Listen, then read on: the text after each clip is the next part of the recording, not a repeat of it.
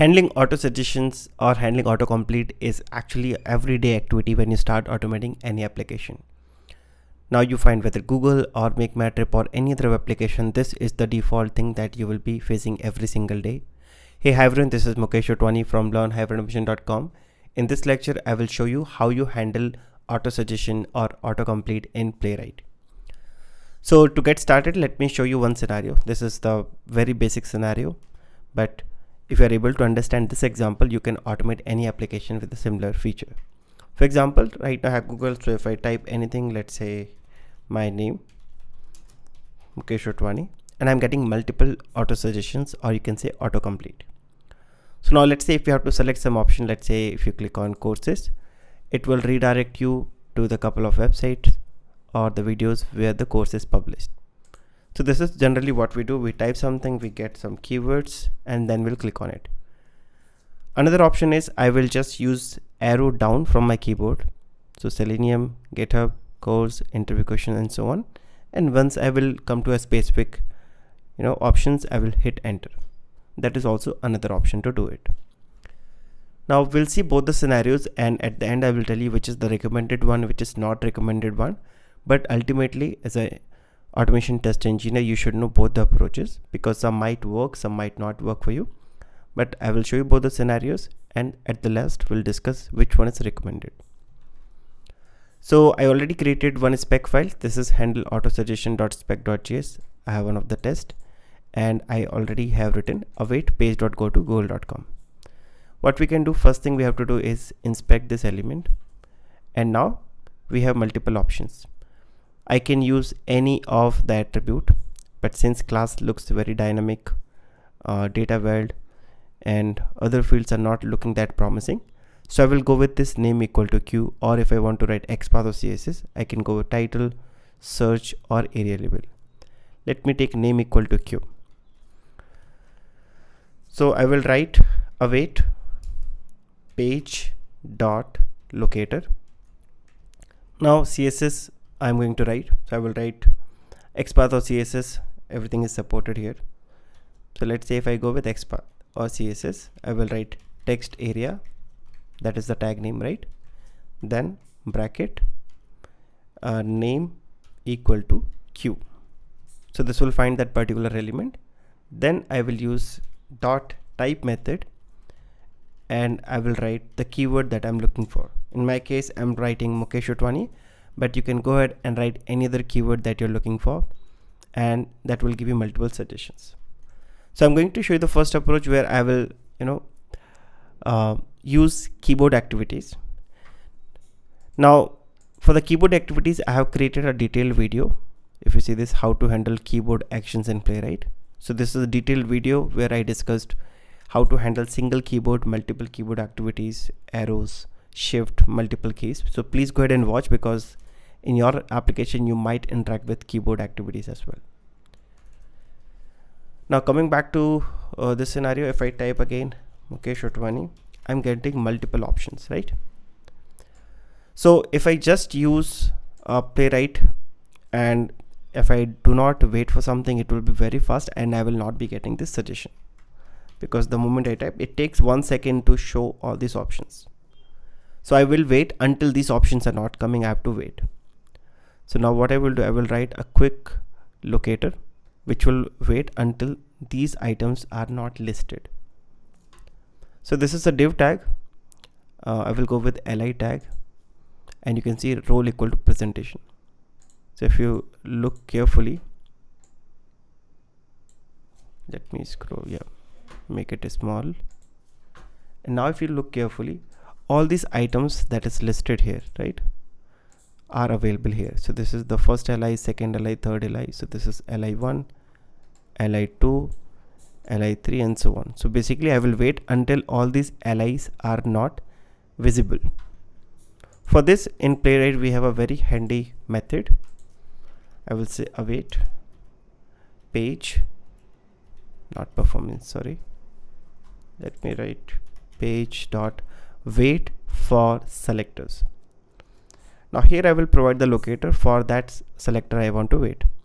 So it returns a selector, a selector to query for, return when element is specified by selector satisfy, okay, and it will return null if waiting for hidden or detached. Okay, so basically it will keep waiting until it is not visible or attached.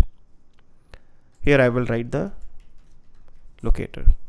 So how to write locator? So basically this is the li, right? So maybe if I go to div, I found more div, the multiple divs. This is area label, again further more divs. So basically we can wait for this. Role equal to presentation, and this is li. So I will press Ctrl F and I will say find a li, and you can see total 12, but here you can see only 10, and if you just search for 11 something which is here, which is not on the page right now, right? So now I will say find li role equal to presentation. So basically all this that we can see have a role called presentation, right? Still it is giving you as 12, but that's fine. We'll talk about some other time how to handle hidden web elements. Right now you can see that 2 hidden and 10 are visible. So now if I wait for 12, basically this 10 will be listed for sure. So I will say wait for selector. That's all. It means I will wait until all these options are not visible. Now once it is done, I will use arrow down. Okay, for arrow down, as I mentioned, we have a detailed video, but still I will give you one glimpse. Once you type, you can see the cursor is here. I will press one time arrow down, one time more, one more, and so on. So maybe I will give 2 times so that you will get to know. Page dot keyboard dot press. So basically I have to use keyboard then press, and which key you want to press. All these keys are here from F1 to F12, all the digits you can use. So I will use arrow down, this one, arrow down. Okay, make sure you write the exact same. So it will do first arrow down.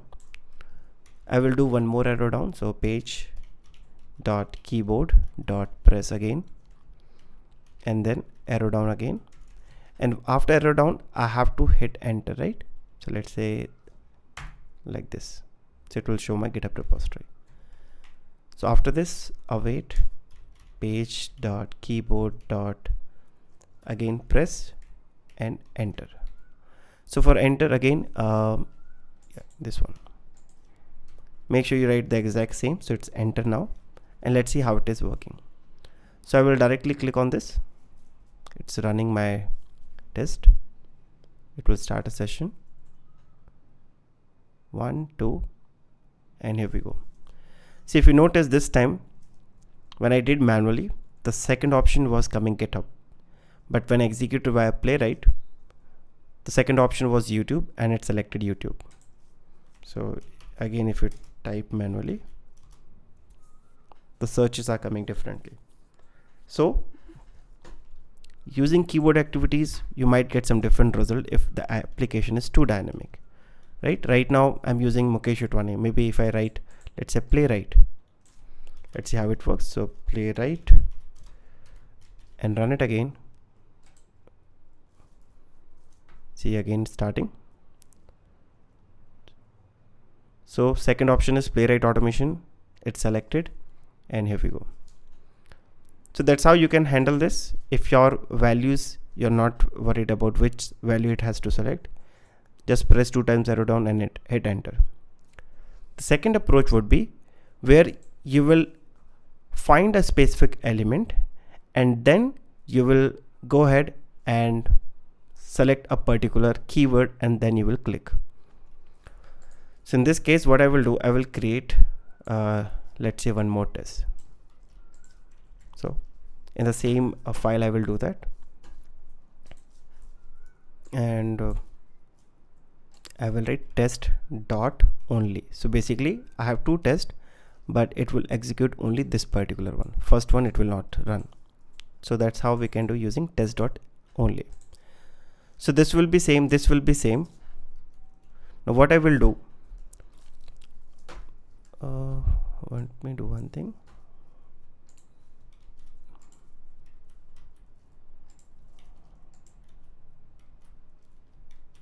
1 second. Okay, it says duplicate title. I will say verify title using keyboard and using loop. So basically when the two tests have the same name, it will create issue. So I renamed the title. I will say test dot only. So basically run only this one. So till here it will be same. I have to wait till the locators are not coming. Now I will show you one approach. Please watch carefully. If you are doing anything else, please stop. Just focus here. Now I will be using $. So I will say wait page dot. You can see now we will use $. So basically what it will do, this method find all elements matching all the specified selector within the page. I will repeat again. This $. Will find all the matching elements within the page. If no element found, it will return you a blank array. So basically, suppose if this particular thing is returning you multiple matching nodes, all elements will be within one array. So if I have 10 values, you will be getting an array of all the element, and if it is not matching, it will return you still array, but the size will be 0. In our case, we'll get one array and each element will have the elements. So this will be first element, this will be second element, this will be third element, and so on. So this is how we are going to get all this. So what will be our approach? Let me show you one by one. So first I will wait for the selector and then we'll find this. Now once we get this, obviously it is returning you one array of elements. I will store in a separate variable. Let me call this as element. So const element, basically that's an array. Now just a very small logic. The logic says I will find all the element and I will get the text. So get the text, get the text, get the text, and I will keep iterating one by one. The moment I find YouTube, I will click on it. So by using $, we'll get all the elements. Next thing, we'll run a loop, we'll iterate all these elements one by one. So pick first element, capture the text and check the condition. If this contains YouTube, click, otherwise pick the second element, get the text, check if this text contains YouTube. If yes, click, otherwise pick the third element, get text, condition and click. So 3 steps. Before that, let me show you one thing. Let me show you how to apply loop here.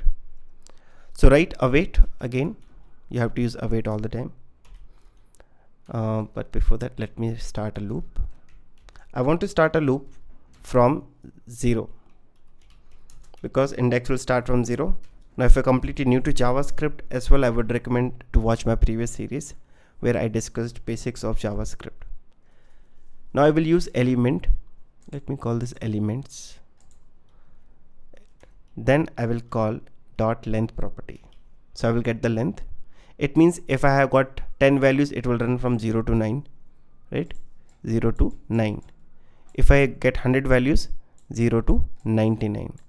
So that's the reason I have written less than symbol here. Then every time I have to increment by 1. Now one by one I will get the element. So what I will do, I will again say await const elements, this is array, pass the counter which is I, and now call one method called text content. So what it will do, it will return you the text, and let me store this into a variable called text. So I will be getting all the text. Now if you want to just apply the condition, you can do that. If you don't want to apply the condition, that is also fine. But in our case, we'll apply the condition and click based on the condition. So let me write if condition, and again all this if else, all these things I have covered in my JavaScript series. I will do one thing. I will give you all the links in the description or in the first comment of this video. So the keyboard activity video and this if else you can watch from there. So basically JavaScript should be a foundation before jumping into Playwright. Playwright supports multiple languages, so depends on which programming you're using. Make sure you understand the basic fundamentals. Now I got the text here. Now I can write if the text that we got from the Google or from our web application, if that includes let's say YouTube. So this is what we're getting, right? YouTube. If that includes YouTube, then it has to click. Now click where? Click on the element. So all the elements are coming here, right? So the same element will say dot click. Okay, now this is optional. We want to put semicolon or not. It's optional here. And if it is done, I don't want further, I will break. I will repeat the logic again. First, this is as it is. You open the URL, type whatever you want to write, then wait for the options to appear. Once it is done, capture all of this. It will return you an array. Run a loop. It will pick element one by one, capture the text. If includes YouTube, click, otherwise move to the next element, and so on. So I will type Mukesh Utwani here because then only it will give you all these options. Now this thing you can customize. In your case, this will be different. This will be different. Your locator will be different, and obviously this one will be different. Rest everything will remain same. Now let me run this and see how it works. It started and it clicked on YouTube, right? This time I have not hard coded it, press 2 times arrow down and all. No, this time it was dynamic. Let me change something else. Maybe I will search for Playwright this time. Since we are covering Playwright, let me write Playwright here. Playwright. And let's run once again.